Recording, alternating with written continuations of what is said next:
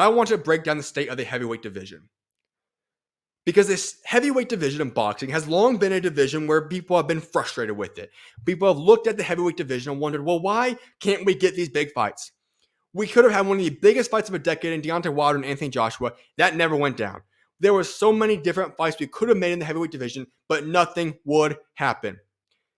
But today, we're in a position where the heavyweight division is probably in the best position it has been in many, many years. Both from a mindset of looking at it from a talent perspective, but also from stuff is going down and happening. And a large thanks to that can obviously be given to His Excellency in Turkey. So let's break down the heavyweight division and where it stands today and why it is in such a great position.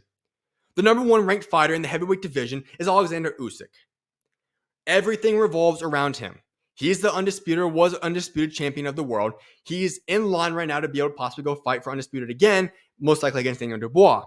Everything revolves around him, though, on December 21st in his fight against Tyson Fury in the rematch of the undisputed fight. The winner of that will obviously then go forth and fight Daniel Dubois, most likely. Usyk, like I said, everything runs around him. He is an incredible champion. His resume only gets better because of obviously the aspect that he already defeated Daniel Dubois just last year. Questionable victory, which is why the rematch would be very interesting to see there. But Usyk is the number one lead dog. His only thing that's got to be on his mind right now is Fury, undisputed again. If he loses, we'll reevaluate what goes down there. Number two fighter now is Tyson Fury again. He is the winner of, if he potentially goes and gets the win against Usyk on December 21st, he then will obviously go for undisputed against Daniel Dubois. Will be a massive British fight again. Crazy to think once again, Anthony Joshua, Tyson Fury, Daniel Dubois, all from Britain. Incredible possible fight there to see, just for the UK perspective. If he loses, though, here's where things get interesting as well. You have a chance to have an option where you go fight have the AJ and Tyson Fury fight. The fight that I've discussed just a couple of weeks ago. The fight that people in the UK have looked forward to for so many years now. And that is another massive potential fight to see have happen. So Fury has two options really that we want to see. You either go, and after the Usyk fight, you go fight Daniel Dubois for undisputed. If you lose, you go and fight Anthony Joshua in what would be a huge fight. You could easily do at Wembley once again. It would probably hit 100,000 people. That's an option you could do as well. After that, you head to number three, essentially, I want to discuss Daniel Dubois. Everything on his mind right now should be undisputed. You have yourself set to be a potential 27-year-old undisputed champion of the world next year. That's what you have to have your eyes set on. You either get a rematch and avenge your loss to Oleksandr Usyk, or you can go fight Tyson Fury and basically have yourself be proclaimed as the king of the UK. And that would be a huge statement to make as well. Both would be insane fights, and you become undisputed. However, there are a couple of options you could look at for him. He is on the opportunity now to possibly go and stay active. I know that's what Frank Warren discussed a little bit. I know that's what some people have said and suggested, that he could want to desire to stay active.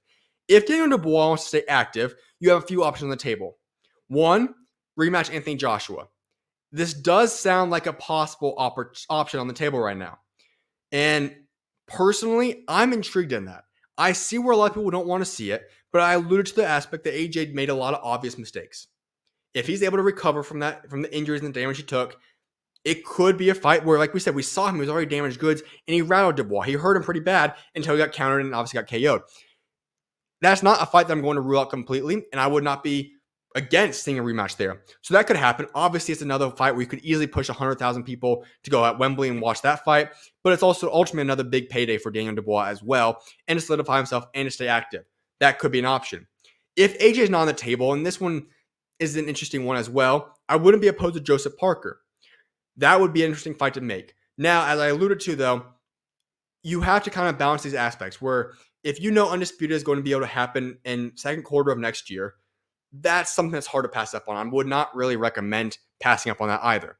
So therefore, fighting a guy like Joseph Parker, where it's not going to be a big money fight most likely, it's just staying active against a very, very, very good fighter that could possibly take your belt, isn't really the best option for you if you want to go for Undisputed and cement yourself, because at that point, you could then go and fight Joseph Parker.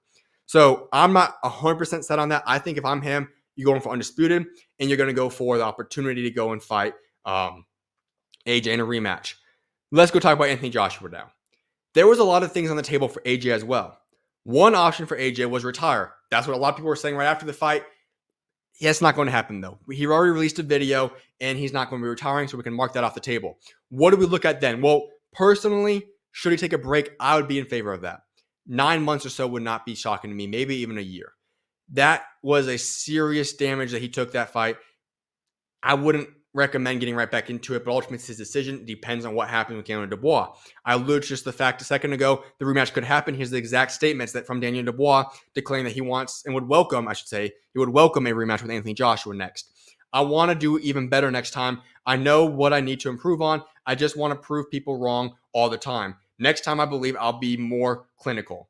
Dubois, no rematch clause. AJ did have a rematch clause. That's been revealed now from Frank Warren, Eddie Hearn.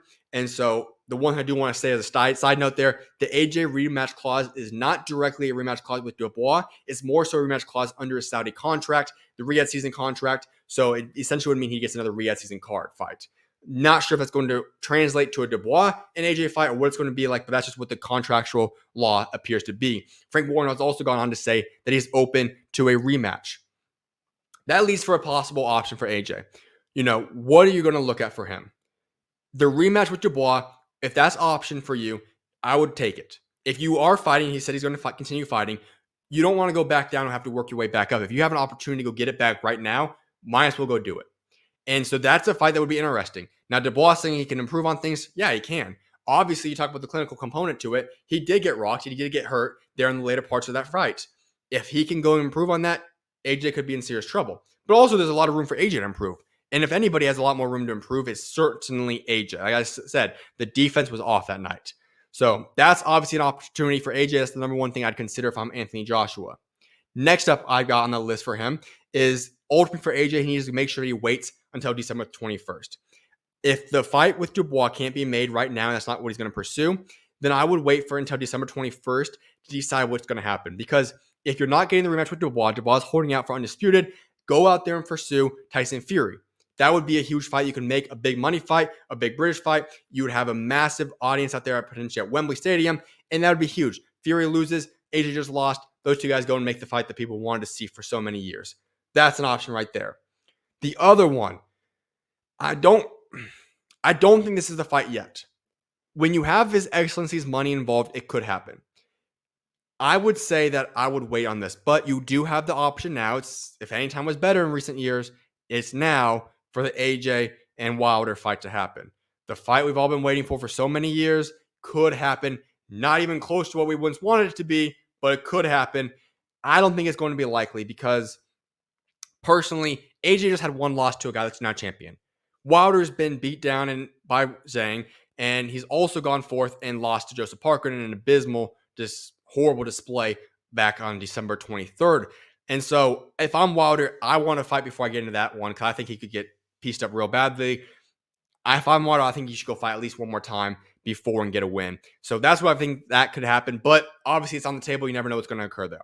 So other guys I could see, let's say you don't wait out for Fury. Let's say the Dubois fight doesn't come to fruition and Wilder just doesn't make sense. I don't think it does. You then look at a list of rebuilding yourself up again. Hrgovic, Frank Sanchez, those guys I could see just to go possibly get another win, a notable win, but another win on your resume and start building yourself back up again. Let's head over to Joseph Parker. Just to talk about him a few moments ago. Joseph Parker is in an interesting situation. He made such a big statement in back-to-back fights in the past 365 days, and he's really just been sitting around in this top 5 spot. Everybody knows he's good, but just the heavyweight division has been so wrapped up recently that who does he fight?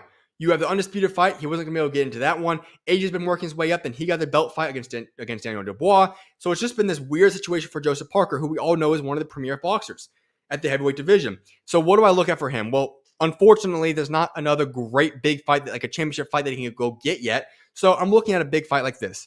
Kabayel. That's the one I would like to see him fight. That one makes a lot of sense. You could also go look at Zhang. That's another fight you could rematch against him. There was a rematch clause in that fight. Joseph Parker beat Zhang. If they decide to go execute that rematch, you could make that one. Also, you could have a possible Daniel Dubois fight, as I alluded to. That would be the one that would be huge for him. If he can get that one, obviously you're taking that in a heartbeat. But that's something to keep an eye on right there. The most likely one, like I said, is Kabayel, because the main reason that I don't want the Zhang fight to happen yet is you have a massive fight that I believe has to happen in the heavyweight division which is what I'm going to talk about right now. Martin Bakole. He made a massive statement in Riyadh season, Los Angeles against Jared Anderson. He has solidified himself now as one of the premier heavyweights as well. And having the option to fight Zhang has to happen. There's not any other debate. This is one of the biggest fights you can make and most entertaining fights you can make from the standpoint of having the two biggest heavyweights in the world fight each other. These are both massive Goliath-type guys that you have an opportunity to go fight and make a massive fight there. I want that one to happen. If you can get those two guys to happen, whether that be in Africa or China, has been rumored by His Excellency, that's the number one option. I don't really want to hear anybody else potentially fighting either one of these two guys. That just has to happen. Both guys are coming off big wins. Both guys are the two biggest guys in the heavyweight division. Both guys are heavy hitters that take a lot to knock them down. That is what I want to see have occur. That's what you have to have happen. So if Martin Bakole doesn't fight Zhang, then the only other guy I said would make possible sense at this point in time, go avenge your loss to Michael Hunter. That could be on the table as well. Then let's go ahead over to Zhang and discuss his possible options. As I said, don't want anything else except for Bakole. Go after that fight that needs to happen. And if not that, then you obviously could exercise your clause to go and fight a rematch against Joseph Parker. Would be interesting. Joseph Parker had the easy win against Zhang just back earlier this year. Would not be against seeing that fight at all. So that could occur. Would also be big. That would be a big win either way for Zhang. But both of those two fights are ones I do like to see for Zhilei Zhang. Filip Hrgovic. Let me make this statement about him. I don't like people that go and rate people based upon how their last fight was. But when you don't have a lot of sustained evidence behind a fighter, as Hrgovic didn't have, except for the Zhang win, there was a lot of uncertainty regarding him when he got pieced up real bad by Daniel Dubois. But this past weekend, based upon what we witnessed Daniel Dubois do to Anthony Joshua, I think a lot more respect has to be given to Hrgovic because he lasted longer than AJ lasted, and he ultimately didn't look as bad now you look back in hindsight and recognize just what he was dealing with in Daniel Dubois. So Hrgovic is back firmly on the centerpiece now to look at the heavyweight division. And as I alluded to, he overall has had a great run throughout his career, but hasn't had performed at a great level on the high stages yet. There's been some good performances. Obviously, you look at Zhilei Zhang, he had that win right there. But he's only really performed on a high level in a big high-stakes situation twice. So you have to keep an eye on for that one as well now, because he was a big winner, I should say, of this past weekend, seeing what we obviously witnessed occur to Anthony Joshua by Daniel Dubois. So what do I see for Hrgovic then? He still does have to go get a win underneath his belt. Again, that's going to need to happen because when you talk about having the destruction he just took on from Daniel Dubois, he's going to go need to get another win or two to get himself back up to the high-ranking groups in the heavyweight division. Who do I look at then? Otto Wallin's the guy on the table. Frank Sanchez, F.A. Ajagba. You could look at Kabayel if that's an opportunity. That'd be a big one. Or Justis, Huni. All those options of people you could see as interesting fights that you could easily see placed on a Riyadh season card as, number 3 or 4 fight of the day. And that would be a big one just to get himself going again. Then they're going to go into Agit Kabayel. The guys I already discussed. Number 1, Joseph Parker. That's the fight I like to see there happen. If not, I like to see Ajagba. That would be an interesting fight. A lot of people aren't very well aware of F.A. Ajagba yet. He's up and coming. Lots and lots of power. Would like to see that fight potentially occur as well.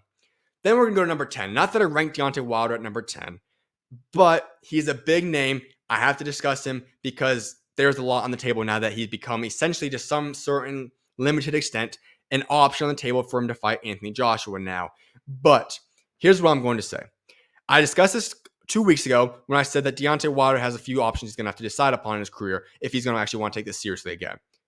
He can't have Malik Scott as his trainer anymore.